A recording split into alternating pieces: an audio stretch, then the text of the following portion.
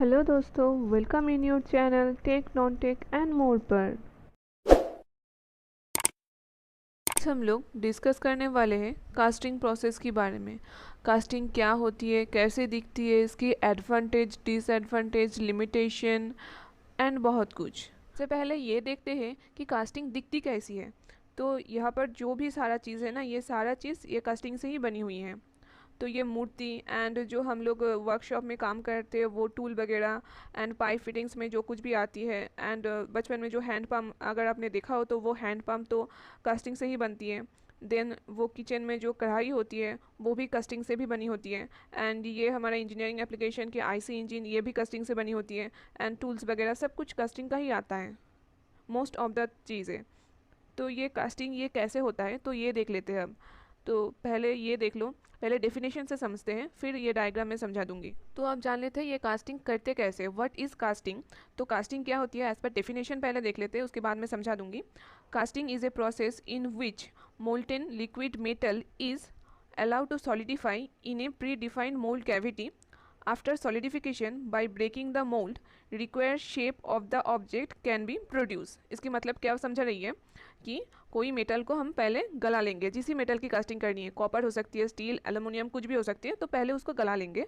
गला के उसको एक उसकी जो शेप चाहिए, अगर रेक्टेंगल, सर्कुलर कुछ भी चाहिए, तो उसी शेप की हम लोग एक साँचा बना लेंगे, जो यहाँ पर है साँचा बना लेंगे। एंड उस साँचा के अंदर डाल देंगे जो भी मटेरियल की वो साँचा रिक्वायर है, तो उस मटेरियल को डाल देंगे इस साँचे के अंदर। एंड इस साँचे को फिर तोड़ के वो शेप हमें मिल जाएगी। तो इसको देख लेते हैं, मतलब ये प्रोसेस अंदर में कैसे होती है। तो वो पीछे डायग्राम है, इसकी मदद से देख लेते हैं ऐसा कुछ। तो ये है कोप एंड नीचे वाला बक्सा को ड्रैग कहते हैं। एंड कोप एंड ड्रैग में सिर्फ जो भरा होता है सैंड होती है, एंड ये कंपोजिशन होती है सैंड, क्ले एंड बाइंडर का। तो ये कंपोजिशन एक भरा होती है इसके अंदर। तो यहाँ पर ये कोप है, ये ड्रैग है, इसमें सैंड की कुछ कंपोजिशन भरी हुई है। एंड सैंड की कंपोजिशन भरने के बाद हम लोग क्या करते हैं, इसके अंदर जो शेप हमें चाहिए वो पैटर्न बोलते हैं उसको, जो जिस आकार की पैटर्न होती है उसी आकार की शेप हमें मिलती है। तो मान लो हमें एक स्क्वायर चाहिए, तो स्क्वायर की एक पैटर्न बना लेंगे, वुडन पैटर्न पहले। और पैटर्न कई तरीके के हो सकती है, मान लेते हैं वुडन पैटर्न बना लेंगे। तो बना के क्या करेंगे हम लोग, ये ड्रैग में घुसा देंगे।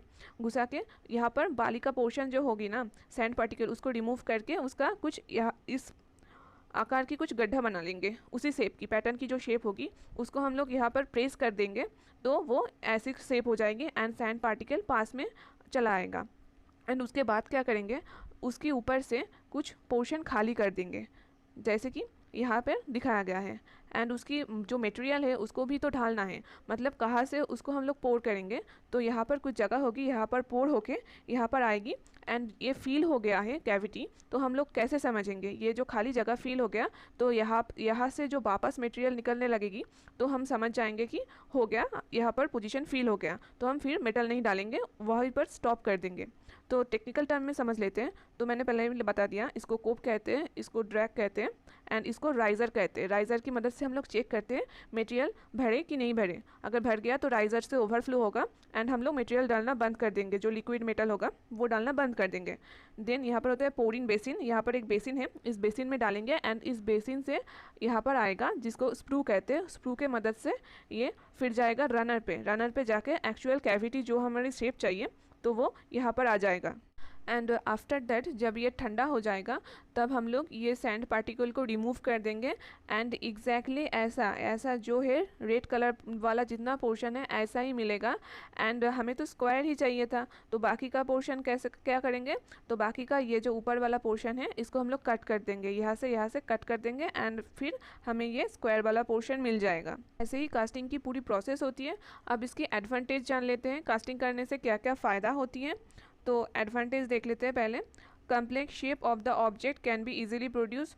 कोई भी अगर शेप हो, मान लो कि ऐसा ऐसा ऐसा, इसको मशीनिंग करने में ऐसी शेप की कोई ऑब्जेक्ट मुझे चाहिए, तो इसको मशीनिंग करने में बहुत दिक्कत आ सकती है। लेकिन कास्टिंग करने में क्या, ऐसी ऊट को हम जैसे भी कुछ कर सकते हैं, जैसे भी शेप दे सकते हैं ईजिली। एंड मटेरियल को तो वैसे ईजिली शेप नहीं दे सकते, उसके लिए मशीनिंग करना पड़ेगा एंड वो कॉस्टली भी हो जाती है। तो ऊट को पहले ऐसे बना लेंगे, बना के इसकी रेप्लिका बना के, इसकी छाँच बना के इसमें ढाल देंगे। तो कोई सा भी शेप हो, कॉम्प्लेक्स से कॉम्प्लेक्स शेप भी कास्टिंग कर सकते हैं हम लोग, जो मशीनिंग के द्वारा पॉसिबल पॉसिबल नहीं होता है, नहीं तो कॉस्टली पड़ जाता है, तो इसलिए कास्टिंग बेस्ट होता है। नेक्स्ट एडवांटेज क्या है, it is a less expensive process and ductile and brittle material can be easily produced. Machining में क्या होती है, ductile material and brittle material को मशीनिंग करने के लिए अलग अलग टूल की ज़रूरत होती है। जैसे कि लेद में आप लोग देखेंगे अलग अलग टूल यूज़ करा जाती है, जो कटने होती है, मशीनिंग करनी होती है जिस पोर्शन को, तो उसके लिए अलग अलग टूल की यूज़ होती है।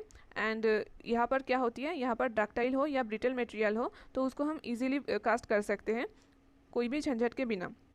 Large size object can be produce by casting only. जो बड़ा बड़ा ऑब्जेक्ट होता है ना, चीज़ें मशीन की कुछ पार्ट हो गई, तो वो कास्टिंग से ही बनाया जाता है। जैसे कि मशीन टूल बेड, जो लेद में बेड होती है ना, वो कास्टिंग से ही बना होती है।